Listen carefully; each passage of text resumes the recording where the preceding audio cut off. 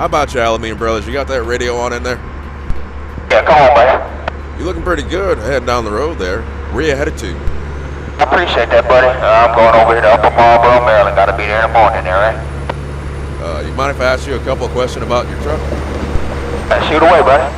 Well, looking at her, obviously she's a nice looking Peterbilt. Tell me about some of the custom parts you got there. It's a 2014 Peterbilt 389. It's a glider. It has a 60 series Detroit in it with a 13-speed. I've added drop visor, a square bumper, a light package that covers the bump shocks in the back, the light bars that go on the back for your turn signals and brake lights. I got a little bit of money wrapped up in it, but I got more to go here yet. Well, it looks like it gets the job done. How long have you had it for, and what do you haul with? I've had it for about 9 months now, and a lot of specialized meats, you know, this weird stuff like ostrich, and we do a lot of stuff for the Cheesecake Factory, so various different kinds of meat. Intended for. It's probably got that new truck smell in it there. Come on. Absolutely, absolutely. It still has it. It still does. I try to keep it in here. I keep the windows closed up as much as I can here, right? Enjoy that while you can, man. So back to what you're hauling there. Where were you coming from, and where are you going to? I load it out of our yard. We do LTL stuff, so we pick it up and take it to our warehouse, and it gets distributed out across the country. And my half goes over here to Marlboro, Maryland, and then I'll go over to Manassas, Virginia, and I'll make a couple drops around there, and then I'll be done, turn around, come on back. What do you go by on the radio? Generally, people just call me out by my name, Donnie B. How'd you get into trucking?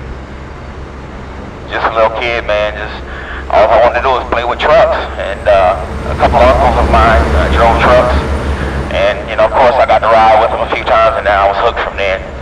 You know, they say once you get diesel fuel in your blood, it's hard to get it out. How many years have you been trucking for? I've been trucking for 24 years now, working on my 25th year. That's one heck of a present to give yourself for 25 years of trucking, to have that old brand new Pete there. Yeah, no doubt. And it took almost all of it for me to do it.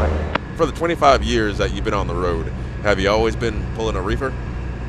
No, I started out in dry van, and then I moved from dry van to flatbed, and then step deck. Then I got me a reefer. Out of those three, what do you like the most, and why? I pretty much like what I do more now. It's a hustle to it. It's more to my liking in the aspect of, you know, I come out and I'm about business. I get my business done and I go home to my family. That's what I do. With that number of years on the road, if you had the opportunity to talk to any of the motorists, what would you tell them? I think one of the biggest misconceptions that a lot of motorists have that are out here on the road is that, you know, we're out here on like a vacation or something. We're just out here in the way, you know, and that's just not the case. We're out here to safely get to you your goods and services, and it'd be nice to have some, you know, to be courteous and let us out, or don't cut us off, or, you know, we're out here doing a job. We're making a huge sacrifice to serve America. You know, a lot of people don't realize that, and that's one of the things about this business that bothers me anymore, is just lack of appreciation. And the flip side of that coin is we have to be just as courteous as well. One thing people can do to stay safe is to keep good following distance. If you're in the back, give yourself some distance and ease on by and keep on going. Sometimes you might be in my blind spot, you know, and I'll make a move and never even see you. And it could be a real bad day for everybody. So, you know, it's best that you keep your distance, stay visible. That's the key right there, like you said, just to stay visible. I don't think many people really look up at the mirrors on a truck when they're driving by. Of course, they might be focused on some other things, but if a person's passing you, in order to stay visible, there's that one saying, if you can see the trucker, then the trucker can see you. Explain that.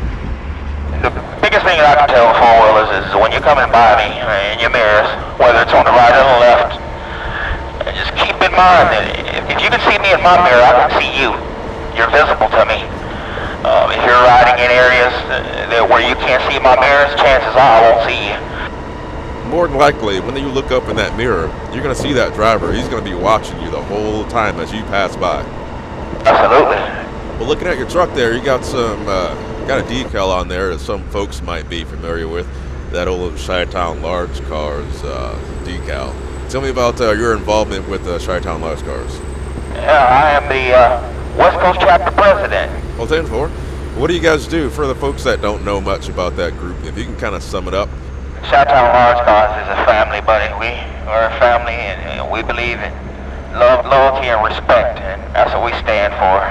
And we do a lot of charitable work. We work law enforcement here and there, and we just do a lot of charitable things. Kind of break that down when it comes to how the members help each other and what goes on. We see a member in the area, or a member is rolling in a certain direction. If you're in the area and I'm at home, well, you're more than welcome. Instead of going to the truck stop to, use the truck stop, you can come and loaf around with me on my couch and we'll sit and drink Blue Moon together. I'm sure that's just one part of that. Somebody gets into a bind, I'm sure you guys are out there to help them that way as well. Absolutely. That's a huge part of it is, if you're in the area or something's wrong. We generally got somebody around pretty much everywhere that will come out and help you or do whatever it takes to see to it that you're going to be all right. Well, that's a whole lot better than that old AAA. No doubt. All right there, Donnie B. It's been a pleasure talking to you about your history and everything. Where are we on the map right now? We're on Interstate 80 at mile marker 55, headed eastbound. All right, 10-4. 10-4, my friend. It was a pleasure talking to you. We sure appreciate everything you do out there to bring awareness to the people for us and for their own safety as well. It means a lot. Take it easy, man. I'll see you. Be in touch.